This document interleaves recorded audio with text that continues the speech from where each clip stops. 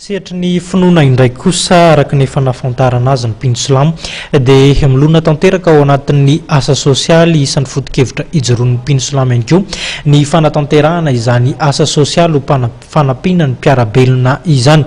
Ao anatin'ity asa sosialy ity dia ny voafonja no nanokanan'izy ireo fotoana tato ato nanatanterahana ny asa soa asa sosialy izay efa fanoan'izy ireo araka ny fanafantarana azy.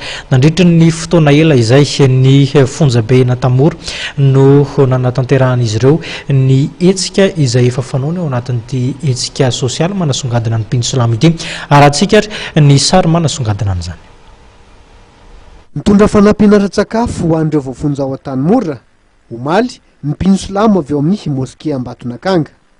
Fanao ny mpino-silamo tokoa ny manome tanina ny mpiarabelona ao anatin'ny fahasahiranana araka ny toromarika ny boky masina Coran.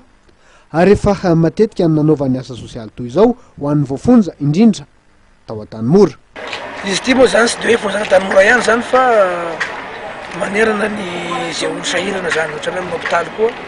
Dia ity moa zany misy namanay zany voafonja dia izy ity zany fataony matetika izy ity zany fa tsy dia hoe ramadany ihany zany fa ararotina koa zany amin'ny andro ramadany ity manao asa fanasovana salama zao zany dia misy fahasoavana koa zany avy amin'ny Andriamanitra sady avy teo zany no magname moa zava-dehibe zavatra zay.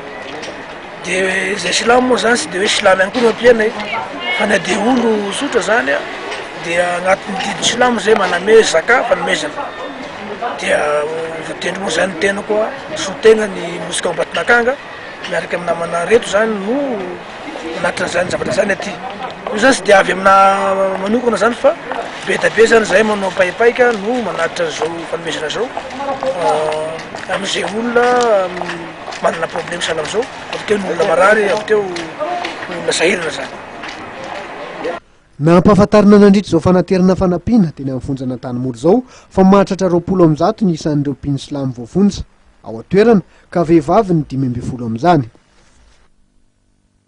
Iny sariny ihany koa toko lasa toko vavy zany no anakatonantsika ny fampahalalam-baovao tamin'ity takarivan'ny alakamisy ity. Isaorana ianao nanaraka izany hatramin'ny farany mitoetra ny fandaharana eto fahita lavitra ma-TV ny tena kosa mame velomanao ho amin'ny manaraka indray. Velomaro tompoko.